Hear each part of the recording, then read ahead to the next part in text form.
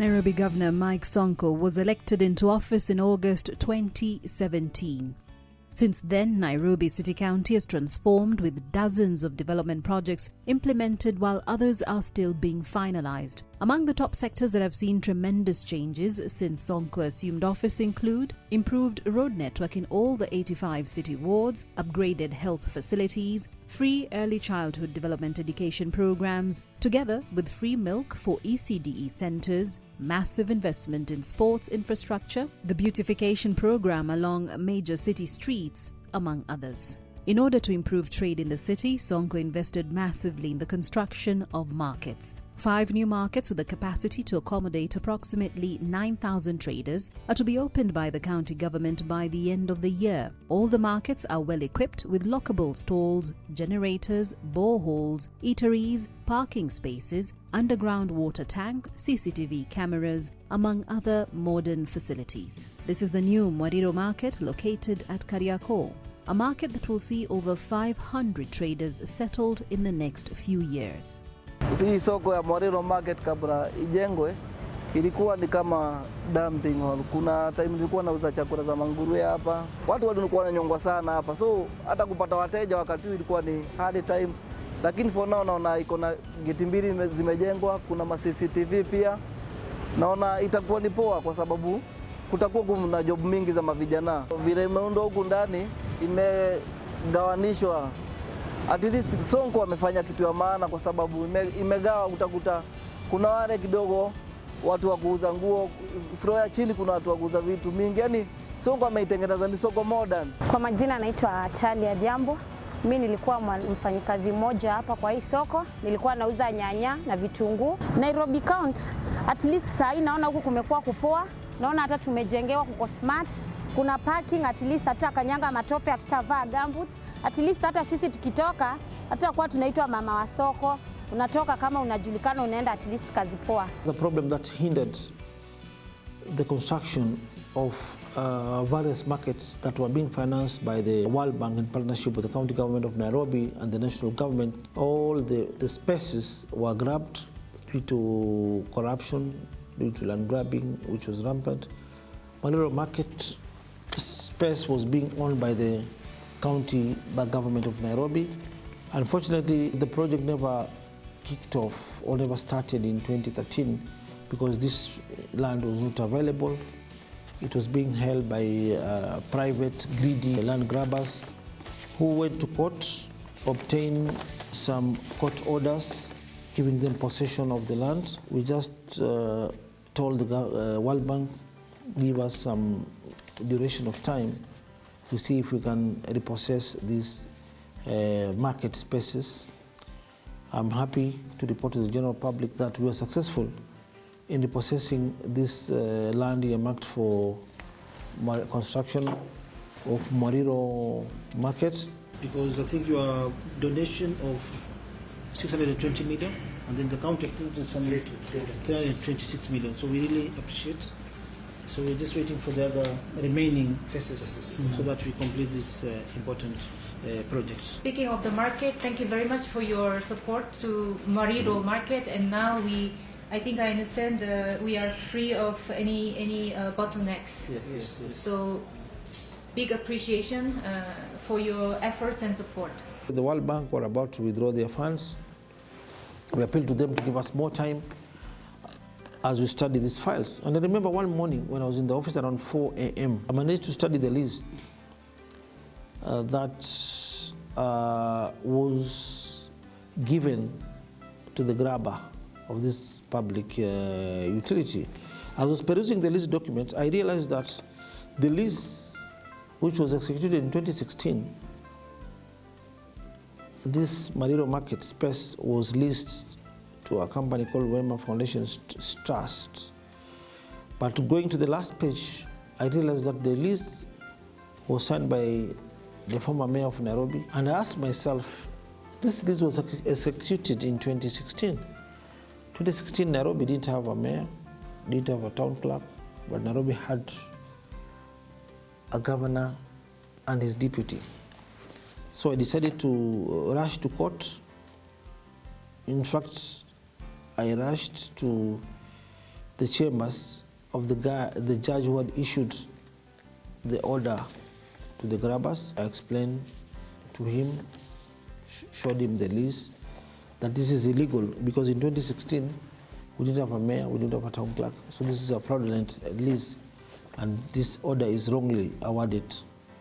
So the judge was very cooperative, told us just go and bring an application and we'll set the order aside. That is what we exactly did.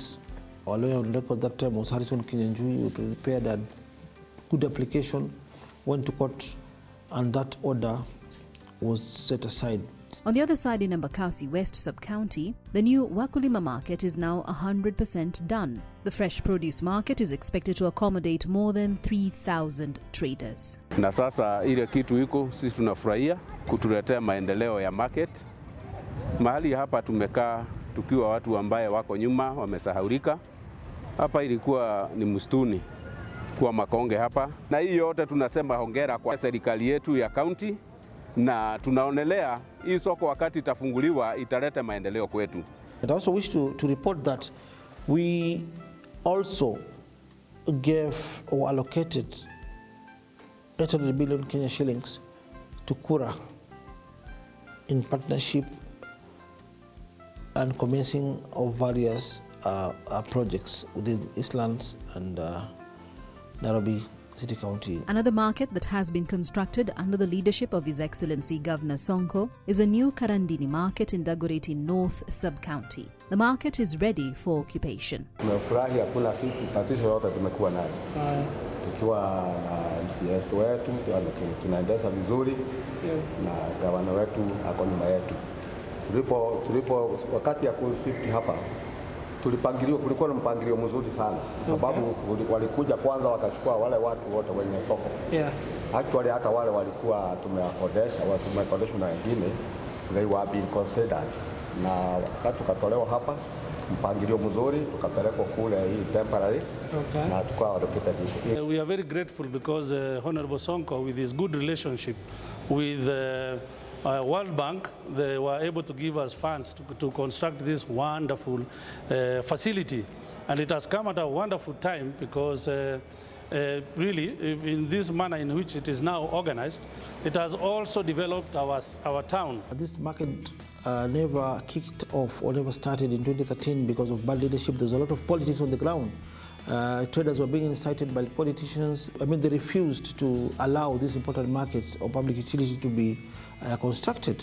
I remember our first month in office, we reached out to the traders, summoned them to our offices, made them understand the importance of this important market. Once it's constructed, it's going to benefit them. There's a lot of resistance, but we managed to convince stall holders, people who are doing business in the previous market. We identified them. We have a data of all the traders. There were more than 235.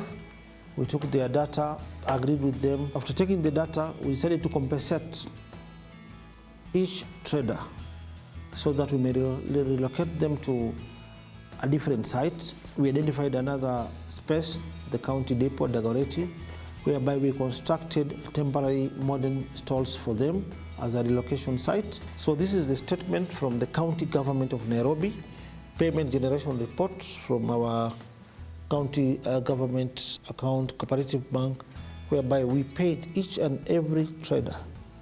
Total of this was 14 million from the county account, county government account of Nairobi.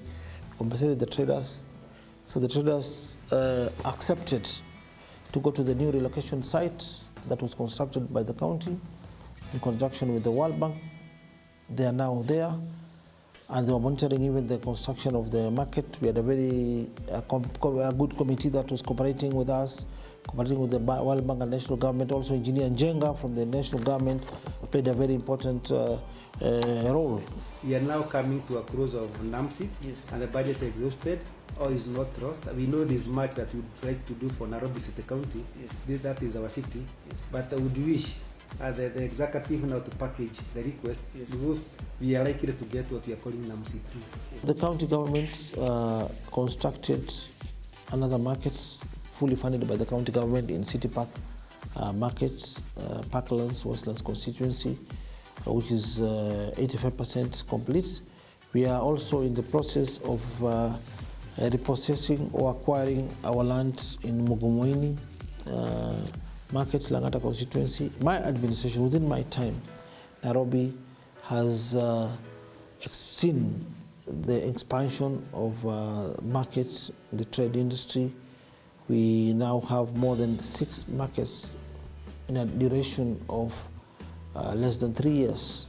Mariro Market, Kenanini Market, Westlands Market, Kangondo Road Wakulima Market, the City Park Market in Westlands, and other markets that are coming out up in Nairobi through our able leadership and the partnership between us and the World Bank and the national government. In a bid to create jobs for Nairobi residents, the Sonko administration has embarked on implementing the Big Four agenda through its initiative in establishing a common leather manufacturing facility at Kariakor in collaboration with the Kenya Leather Development Council.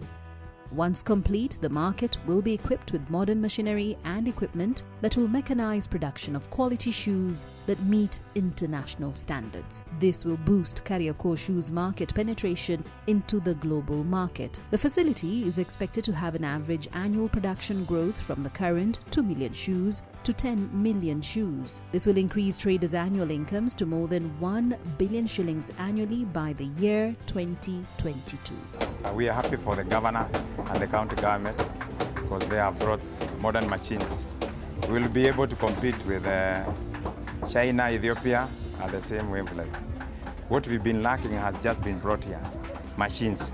Now with the machines now, we're going to have very fine shoes competitively and volume-wise also. We'll be able to produce them in a bigger volume. The market currently employs about 1,000 people, which is now expected to grow tenfold to 10,000 in 3 years, both directly and indirectly through subsidiary jobs.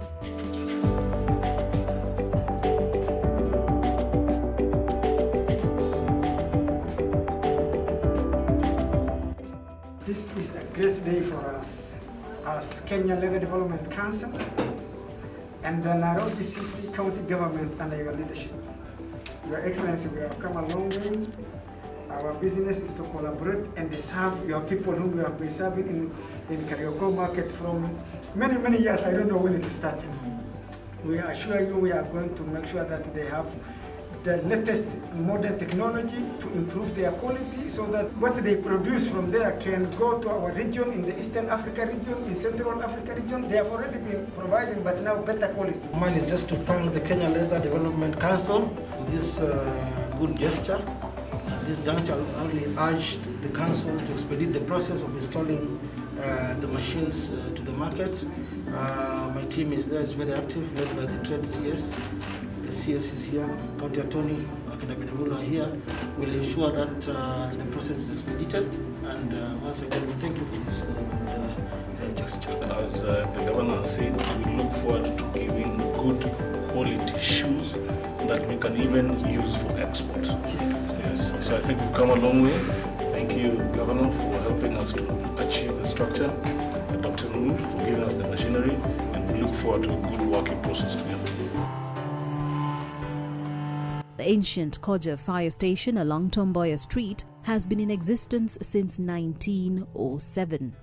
The station, alongside Industrial Area Fire Station, have for years been relied upon to provide emergency response whenever a fire disaster is reported in Nairobi. However, since Governor Sonko took over in 2017, 33 new fire engines have been purchased under Sonko's leadership. This is a reprieve to the growing population in Nairobi, and responding to rising cases of fire, several fire stations have been built.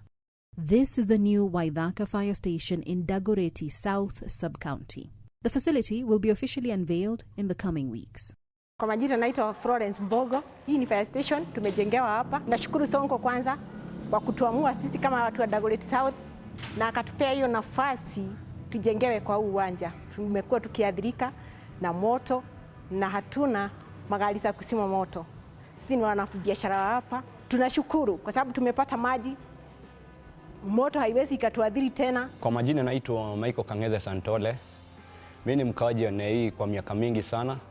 Na tunashukuru sana wakati tumeona mradi kama huu umesimama mpaka mahali umefika. Tukiongozwa na gavana wetu Mike Sonko, maji tunayo kwa sasa, hata tuko na baho limejengwa hapa. Tunafurahia sana hiyo huduma zote tunazipata hapa. Kwa majina naitwa Joseph Ademba.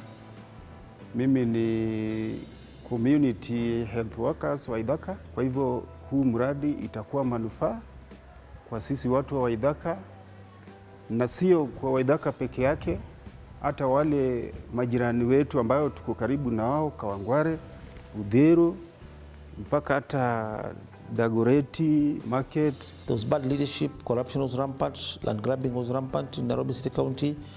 The Waithaka Fire Station in the Dagoretti South constituency, whereby the land earmarked for this important public utility was also grabbed. I remember there was a very powerful county commissioner. The county had sunk a borehole on the site, waiting for these important funds to be released by the World Bank. Because I'm conversant to these cases, I've successfully fought so many land cases before. I've managed to repossess public utilities, public land, schools, which were grabbed. I personally appealed to the president. I went to State House in person with the maps, diagrams. I had a sitting with the president, told him that this is a very important project to the people of Nairobi.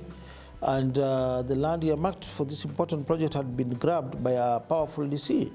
I want to compliment His Excellency the President, because he immediately summoned the senior officers in the office of the president, Mr. Musiambu. I compliment him for his firm stand in the war against corruption, because the president immediately ordered for the repossession of this land. The land reverted back to the county. We again reported back to the World Bank. The World Bank also released funds for this important public utility for the people of Dagoretti South. So the land was repossessed, reverted back to the county. We identified a contractor who went to the site immediately. So today, as I'm speaking, we have a complete fire station which serves the people of Westlands, Dagoretti South. Meanwhile, New Kangundo Road Fire Station in Embakasi West has also been completed. It was a task for Sonko to build the fire station since the piece of land had been grabbed by a senior government official. We started by visiting the Kangundo Road fire station site. Unfortunately, the site was grabbed and allocated to a very, very powerful DCI officer. When we went to the site, we found that there was an unfinished 10-story building that was on the site. We started filing cases in court so that we may repossess the land, because the risk was that the money that was set aside for the completion of this or construction of this fire station was around 400 million. So we appealed to the national government, and we want to thank His Excellency the President because of his indulgence in this particular matter. We had to demolish the unfinished building that was on that land. We had some resistance on the ground because the guy was a senior CID officer. I had to rush back to State House and saw the intervention of the President, who gave us some GSC officers. Then we went to the site, brought down the building. We convened another meeting with the World Bank and told them, now, you had a problem with the site. We agreed that World Bank now should release the funds. Immediately, we started the construction. The owner or the proprietor of the building, the vendor of the building, immediately, once we started this construction, rushed to court. He rushed to court via petition number 218 of 2018, whereby he annexed or exhibited his documents in court. He sued the Nairobi County Government. These are various payment receipts in terms of land rent, ground rent. These are the receipts. These are the plans. This is the main Kangundo Road. This is the fire station construction site where the land had been grabbed. Land was allocated way back in 2013 to this senior CAD officer. These are the payment documents used to pay land to the county government. The plot number is there. The land was allocated to him by the previous administration. So after demolishing the house, we fought for this land in court. However, we lost the case simply because the owner of this land was genuinely allocated this land by the previous administration. Hence, we lost the case because of the deadline that was given to us by the World Bank, because they were about to withdraw their funds. So the guy was awarded 80 million Kenya shillings by the court. We had no otherwise, we had to pay for this money so that we could secure the land. Since His Excellency the Governor came, we have seen a lot of improvement in the fire service.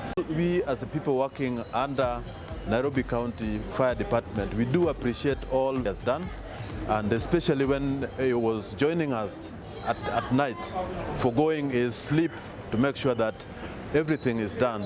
This showed us the kind of heart Governor has for this city. Another fire station constructed under Sonko's leadership is the Ruaraka Fire Station.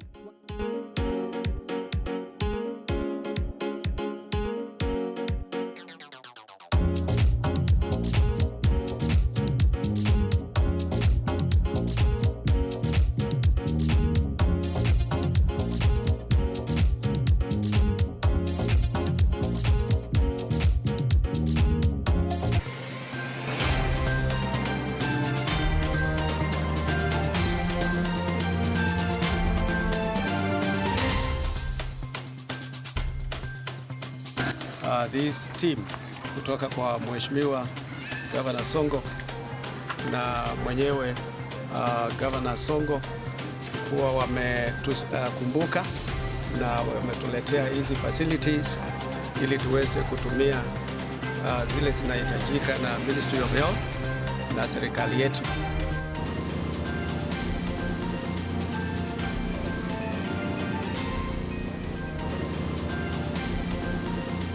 Governor Sonko's administration has also put in place measures to turn around the health sector with a sharp focus on the top 4 county hospitals, Pumwani, Mama Lucy, Mbagathi and Motoine.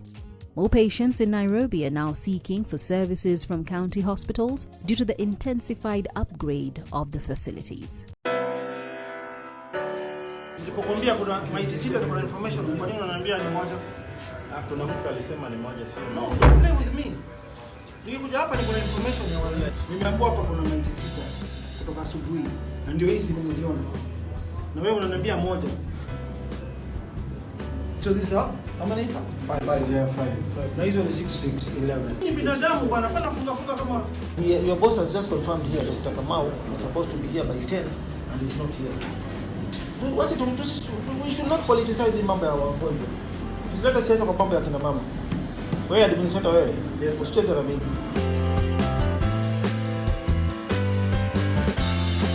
Kwa majina naitwa Magi Matimo. Leo nimekuja kuchukua my younger sister. Amefanikiwa na mtoto wa kisichana. Na nimepata services za hapa Pumwani zimebadilika sana. Kwa maana nikicompare with the last 6 years she was here, inaona ya kwamba building hizi zimebadilika sana. If you check on beds, ziko neat. Kila mama ako na kitanda chake. Services zao, unapata chakula kimebadilika, ni chakula ni kizuri. At the same time, curtains zao zina rhyme na pia branding yao ina rhyme vizuri sana na hiyo theme yao ya hapa hospitali. Since Sonko completed major renovations at the Pumwani Maternity Hospital, the facility has recorded a high number of births with a reduced number of maternal deaths recorded recently. Plants are actually streaming to the hospital in high numbers. Like now, if you go to labor ward, you'll find it's actually full to the brim. It is really full to the brim, and comparatively with the last 5 years, it wasn't like that. Patients are not really many as at now. I would say we used to have like 60 deliveries in a day. But currently we are having almost 100 plus sometimes deliveries taking place in a day. And on top of that, the patients are still there waiting to be attended to. We have like around 20 cesarean sections each day currently, as opposed to some time back where you used to have around less than 10 taking place in a day. Then if you go to the capacity of the wards, actually it has actually increased because of the renovations. We used to have around 265 bed capacity of this hospital. Right now we are almost 320 bed capacity between September and now, and this is because of the renovations that have actually taken place, because of the governor's visit. The major changes experienced at Pumwani Hospital include installation of a modern milk bank for newborn infants who have no access to their mother's breast milk as a result of maternal complications, death, or abandonment. Establishment of a kangaroo mother care unit. Installation of a cold room for bodies. Renovation of 6 maternity wards. Equipped and renovated ICU. Equipped wards and new beds and beddings. I live at Shokal village. I'm a kangaroo mother. Actually, I gave birth to preterm triplets. They were 31 weeks, and kangaroo has helped me. I'm Betty Waboy from Joska, Machakos County. I came here on 6th December. The water broke when I was at home.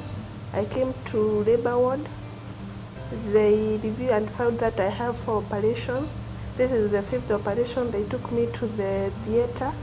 The baby was born at 1.2 kg. Then she reduced to 1.1.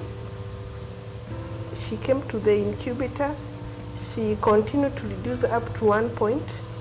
After I came to Kangaroo, the baby has gradually improved from 1.1 to 1.4 today.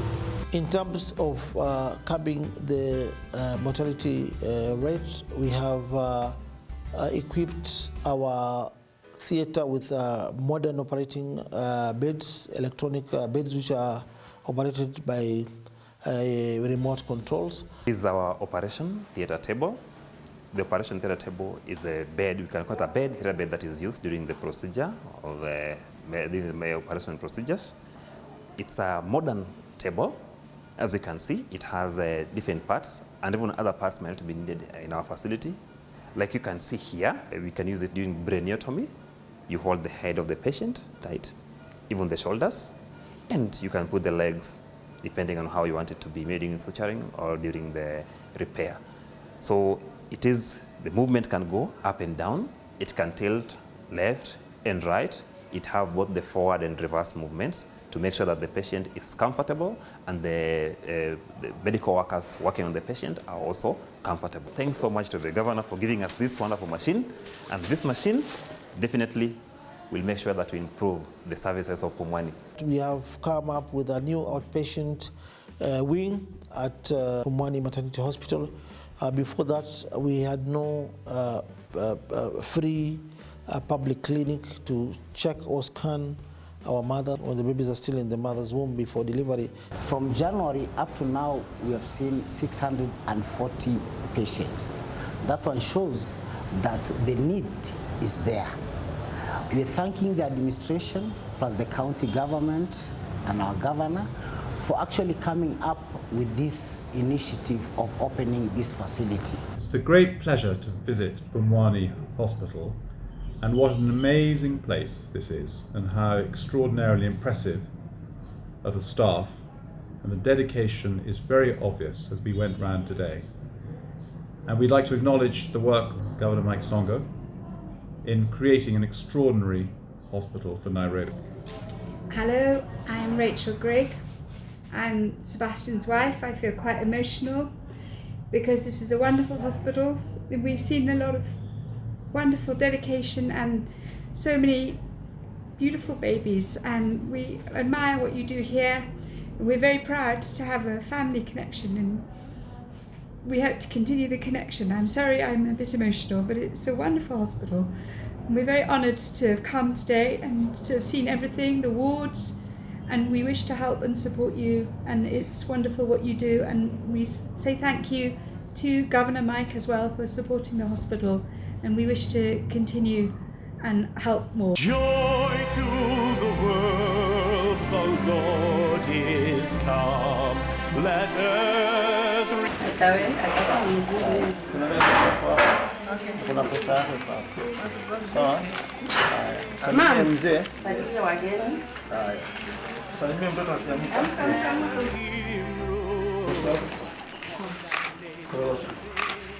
Nani wako hapa? Ja.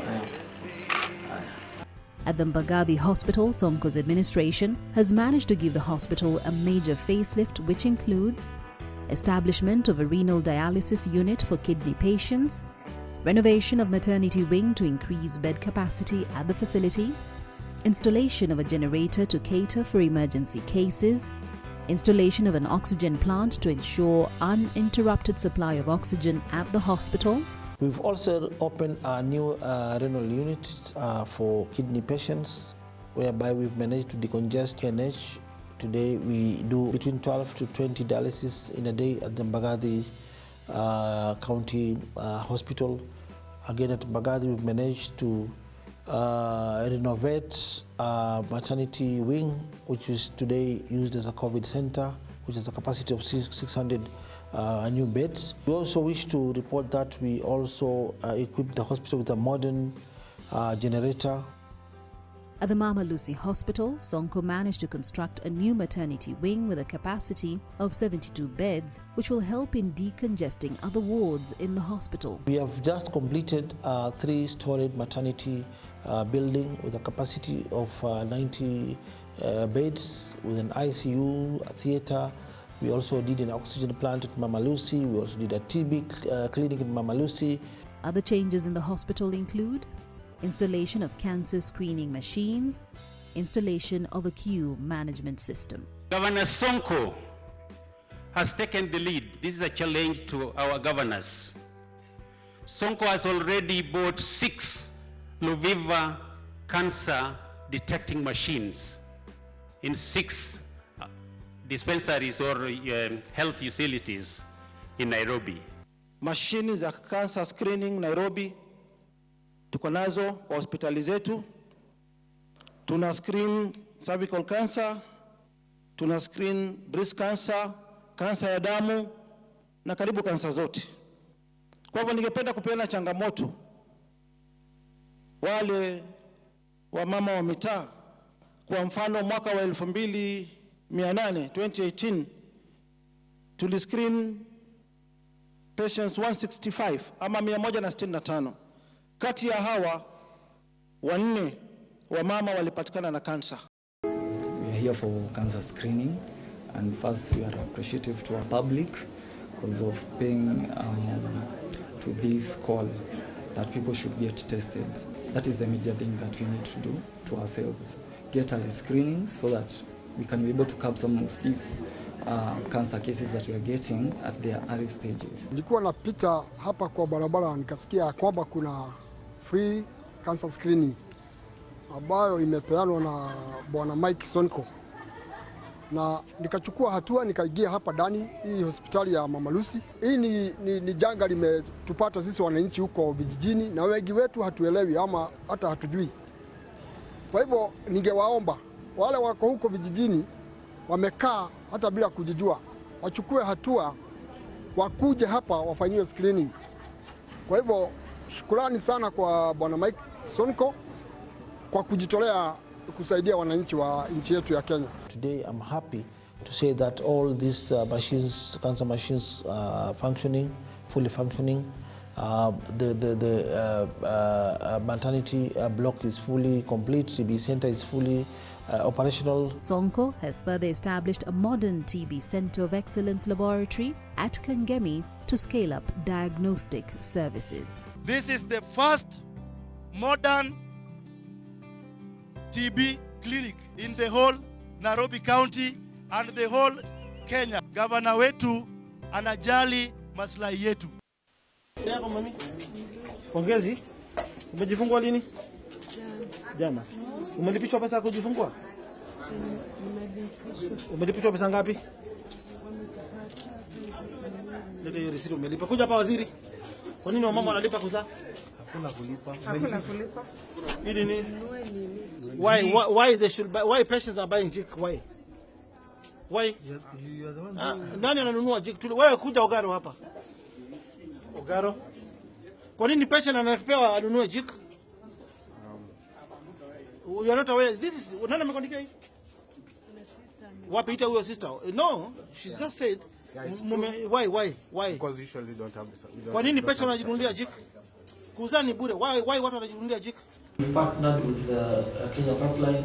The county has contributed 18 million Kenya shillings, Kenya Pipeline 20 million Kenya shillings. We today have a modern maternity hospital at Mariba, Wadani Ward, Lungalunga, Makadara constituency.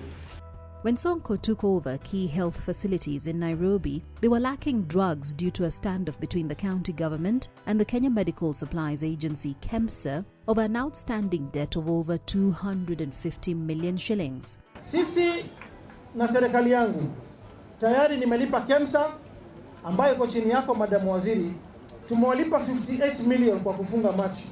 Sonko's administration has ensured resumption of supply of drugs by KEMSA by remitting at least 50 million shillings per month to the agency to offset the debt accrued by the last regime. That we have a very good working relationship with Nairobi City County, and we have been having deliberations over a long period of time, and this has culminated to this particular function where we are flagging off commodities worth 146.5 million to Nairobi City County for health facilities, and thank God we all live in Nairobi, so and anything can happen. You can get sick anytime, anywhere. You can get an accident anytime, anywhere.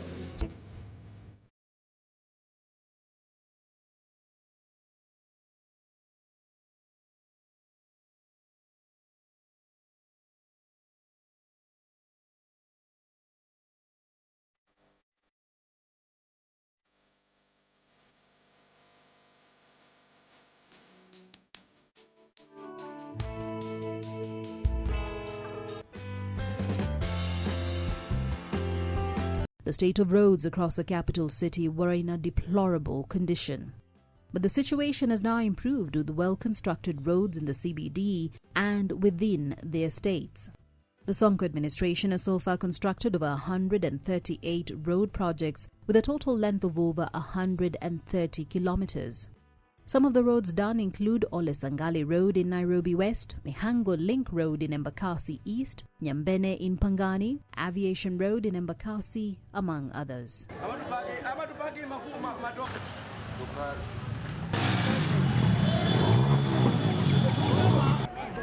Tukiingia tutahakikisha mambo ya barabara hapa Matopeni na Nairobi yote tunaangalia, si ndio?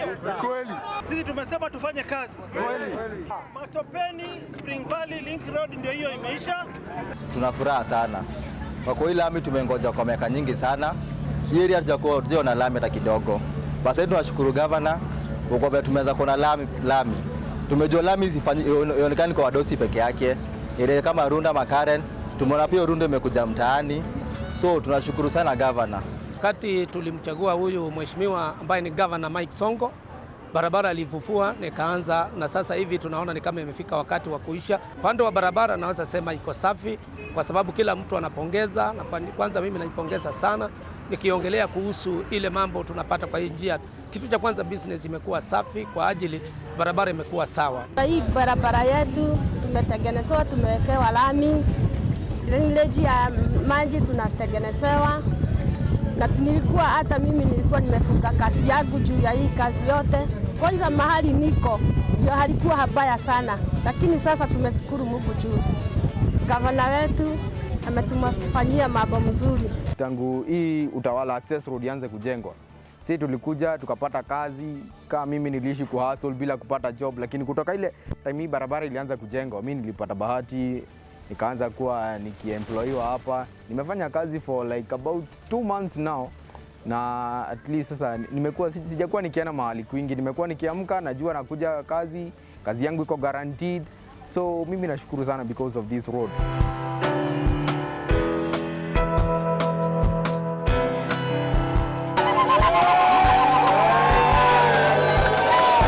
Serikali yetu sisi kwa mwaka mmoja ukiongeza hiyo Ole Sangale Road na barabara zote za South C, tumefanya zaidi ya barabara 91.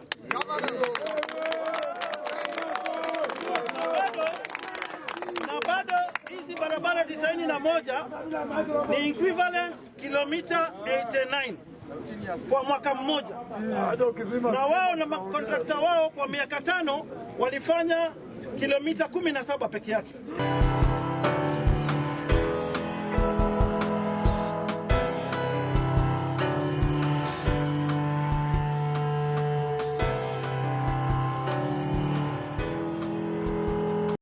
Already, Sonko's administration has disbursed 900 million shillings to Kura, and in the 2019-2020 financial year, an additional 1.5 billion shillings will be paid to Kura for the same. The whole of Nairobi is urban.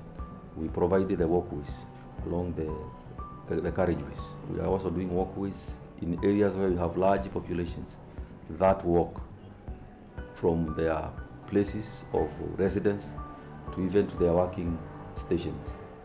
So we are also doing those. We have done a long one along the City Park, connecting Lemuru Road and the Vika Superhighway. We are also doing in the CBD. We are going to improve all the walkways so that now people can walk with ease. Kuna hii mduara ambao leo tumeianza lami na itaendelea, imeenda na ikashikana na Kawangware pande ile 56 pande ile ingine. Bado Gatina Road. Gatina Road. Iko barabara pia inaitwa Salim Road, ambayo wiki ijayo pia tunaianza lami.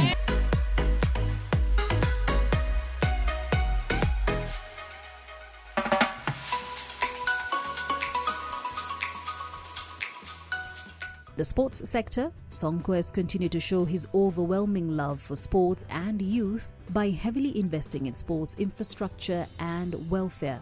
The most outstanding is the newly constructed Dandora Stadium in Nairobi's Embakasi North area. The 12,000-seater stadium boasts of a modern artificial turf, gym, modern stalls and floodlights. Once complete, the FIFA Standard Stadium is qualified to host international matches, Kenyan Premier League matches and other major football tournaments. When we complete this stadium, at least the community will be vibrant.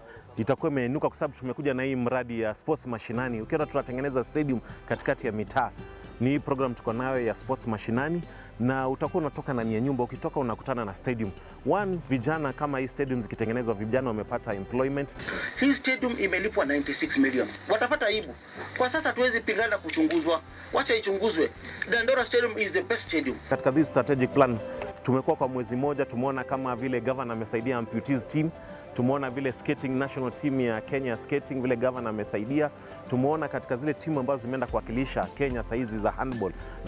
Over the last 2 years, Governor Sonko has ruled with financial transparency with zero tolerance against corruption. So I will start with Governor Sonko. So you know the issue before you, the issue of pending bills, the figures that have been put there. So what we are discussing is what has been brought before us by the Cabinet Secretary, Ministry of the National Treasury and Planning. Karibu Governor. We are the first county, Mr. Chair, to form the pending bills committee. And Mr. Chair, Constitution Nairobi, the culture which is there, if you want to pay a pending bill, it was there during my predecessor's time. If a contractor passes with 10%, the following day he gets his payments effected from the bank. This was 64 billion pending bills, Mr. Chair. If I wanted to make money to be part and parcel of the cartels, I could have received the 6 billion up from 10% and paid the 64 billion. But because Nairobi is bigger than Governor Sonko, we decided to go to court. And what happened after the court ruling, Mr. Chair?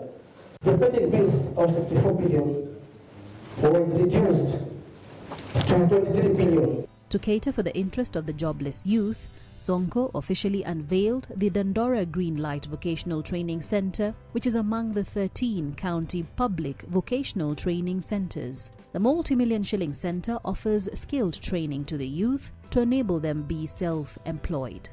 The Sonko administration has prioritized education since August 2017.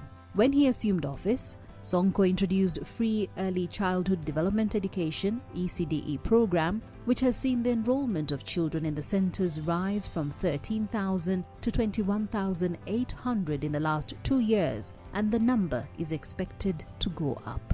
The Nairobi County Government has also partnered with Brookside Dairy to supply free milk to children in all the ECDE centers, which has also helped to boost the number of pupils enrolling in the centers. In partnership with Brookside Dairies Limited, my government has begun this project that will deliver a packet of milk twice a week to the over 17,000 children in all of Nairobi County's 229 public ECD centers. I call upon all governments and partners within the region to ensure access to quality integrated ECD services for children and their families, to improve maternal and child health care, to ensure that our children have good nutrition, and to that I thank you, Governor Sonko, and also that all our children are registered at birth.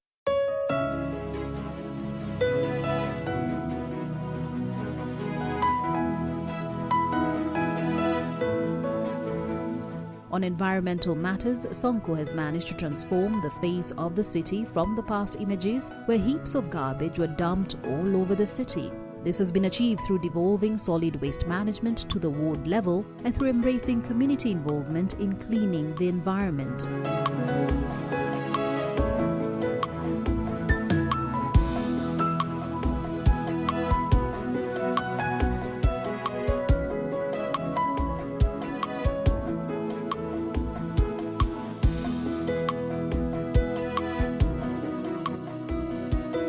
You can see the water is now clean.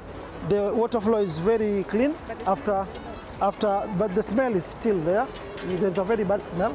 But because we are determined to clean this Nairobi River, we are facing so many challenges. We've been retrieving dead bodies from this river.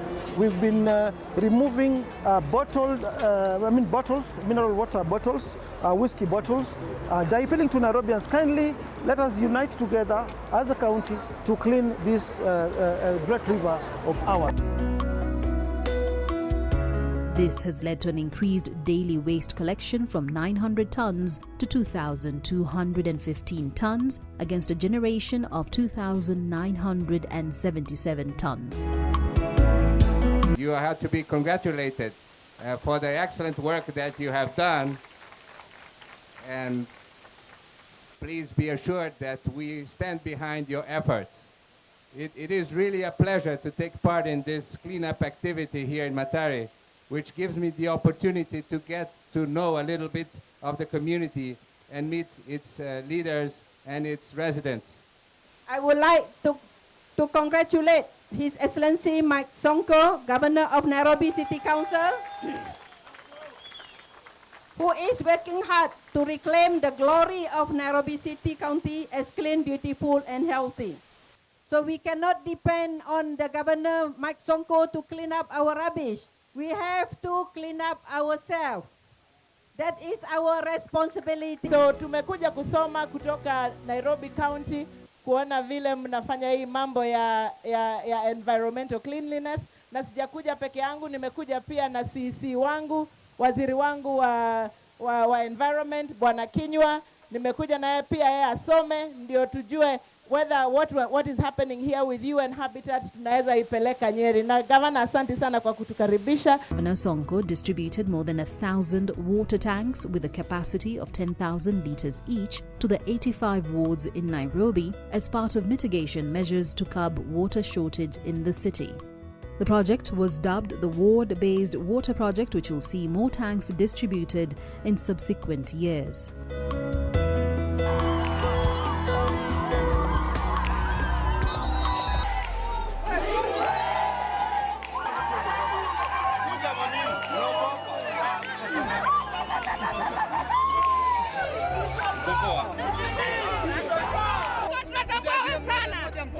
Asante kwa bongo. Asante kwa maji. Mungu akubariki. Utashinda. Atumaduke kwa sasa.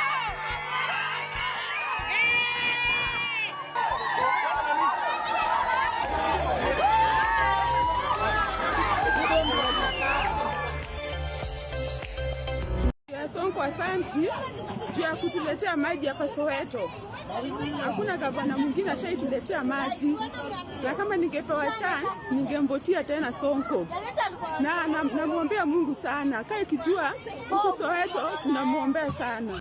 When Sonko took over in August 2017, the number of street families had risen immensely. Tutatoa street families kwa barabara zetu za Nairobi kwa njia ya kufuata katiba. Watoto wote hawatoki kwa family tajiri. Kwa hivyo tutatumia njia inayofaa. County inunue chakula, tupeleke walimu, tufundishe chokora wetu umuhimu wa kubaki kwa hizo manyumba. Nairobi County mmepata privilege, mmepata chance. Hamtapata chance kama hii tena. So grab that opportunity. Mungu amewabariki na governor Sonko. Anajali maslahi ya watoto. The best thing we can give you is education. So grab that opportunity and you work hard. Ningependa kushukuru First Lady kwa sababu alianzisha computer class hapa. Computer nafikiri zilifika hapa. Zilifika computer? Na pia entertainment nafikiri nilisema muwaletee watoto screen kama sijui ni kama ililetwa. Wale umefanya mtihani, pongezi kwenu. Usiogope hata kama ulianguka, sisi tutakusomesha hivyo. Kwa sababu Mungu asingeweza pia kila mtu akili, asingeweza pia kupea kila mtu utajiri, lakini serikali yetu tunajali maslahi ya watu wote.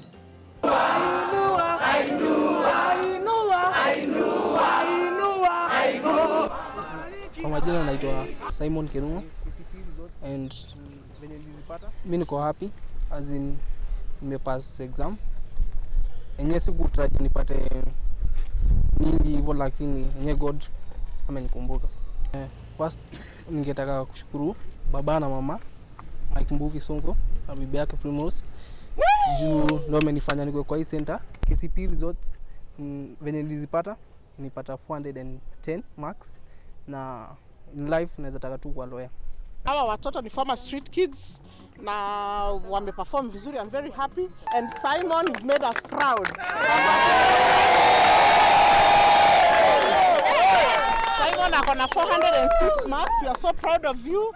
Uendelee hivyo hivyo. 410, sorry. Congratulations Simon, na uendelee hivyo na kuguide hawa watoto wengine wadogo. Wenye wako street naweza waambia kama hii as in ninaweza kama sikuwa mimi kama si God na Mbuvi Sonko na bibi yake ningependa kuiska hapo mahali pa kuishi, na naweza hata kuambia ukipata opportunity ya kuingia kama mahali hapa utulie, drugs hazikusaidii anything, wacha tu drugs, uishi tu maisha poa, alafu everything will be fine. The Sonko administration is also constructing Ruai Rehabilitation Center that will be able to accommodate 3,000 families. Once complete, the center will have a modern vocational and training center to teach practical courses. On housing matters, Sonko has prioritized implementation of President Uhuru Kenyatta's affordable housing project. Sonko's affordable housing project has already kicked off in Pangani Estate, where 1,500 housing units will be constructed in the next 10 months. Over the years, the number of new affordable houses coming into the market has been outpaced by rapid population growth. As a result, slums and informal settlements have mushroomed all over the city. It was agreed that each tenant should be compensated 600,000.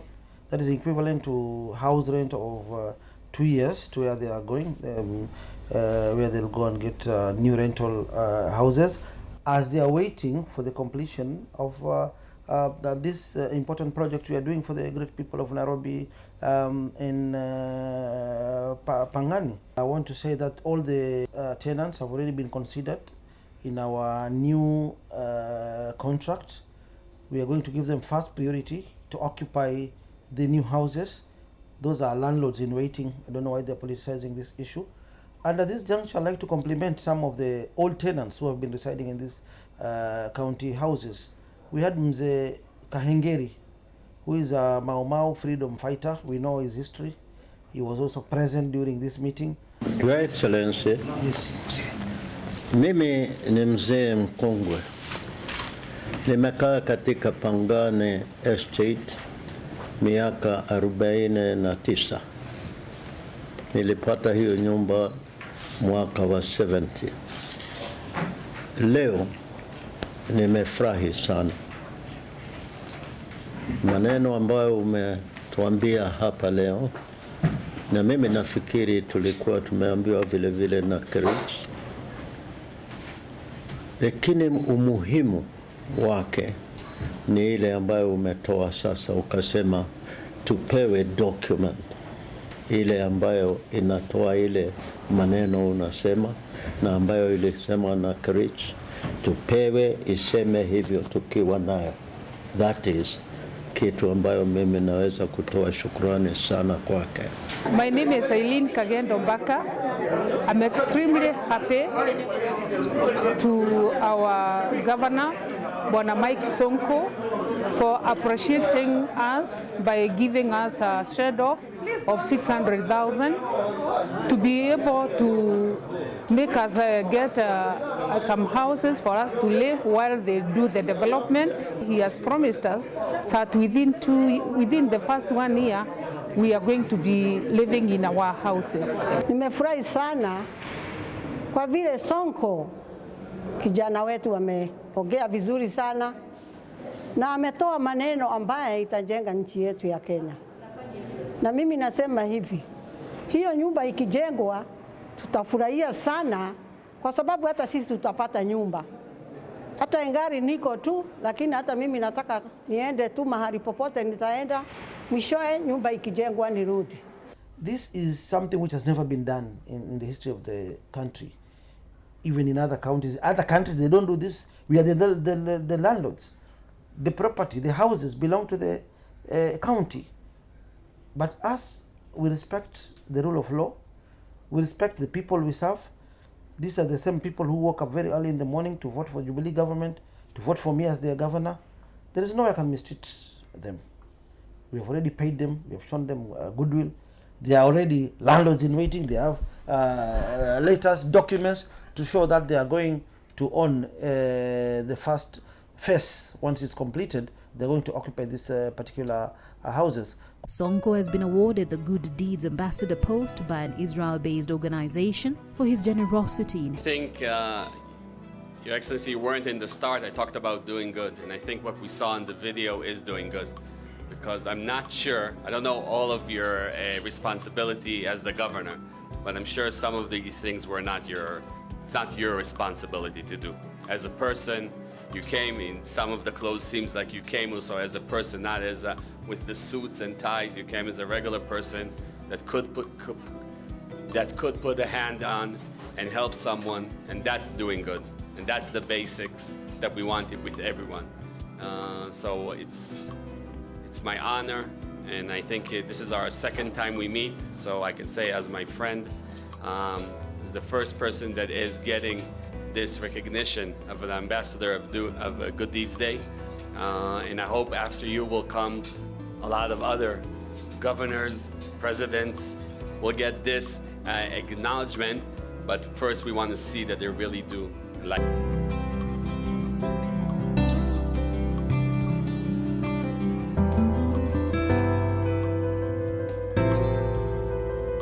And we didn't get to see all the things.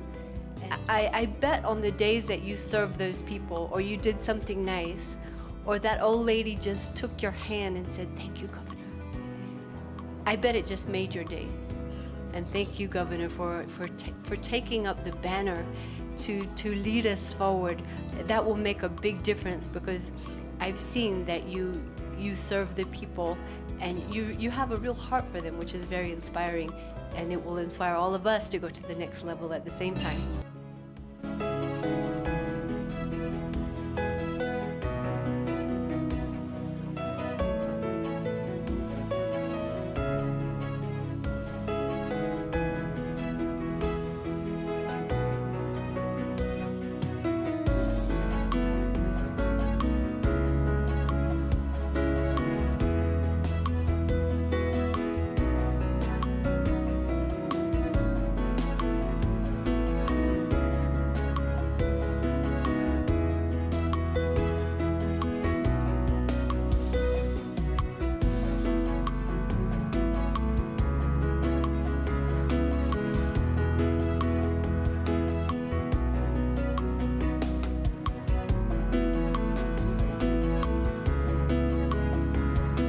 Sonko has also received the Milan Pact Award after Nairobi City County was declared the winner of the Social and Economic Equity category of the Milan Pact after City Hall developed a system to detect food insecurity.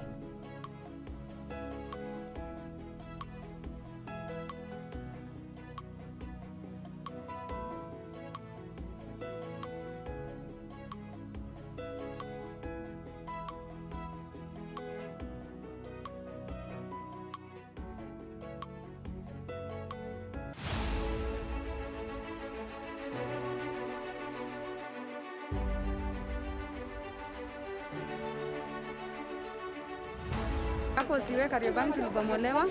Nimeshukuru sana sasa ndaweza kupikia watoto na wakula. Tulibomolewa ndio, lakini gavana ametukumbuka. Mimi nitamuombea maisha mazuri. To give the floor to the governor of Nairobi, Mr. Mike Sonko. Nairobi was recently declared one of the top resilient cities in the world. However, we too face the same challenges that affect most growing cities. This includes a strain on services like water supply, waste management, and expansion of transport infrastructure to match the rapid population growth. In conclusion, I wish to appreciate and thank all the Nairobi City County Government staff, the residents of Nairobi Great City, for the support they've been giving me during this short period I've been in office, the 2 years period. I thank you. I thank you for the support. Thank you so much. Thank you so much, Nairobi City County staff, residents of Nairobi, for supporting me.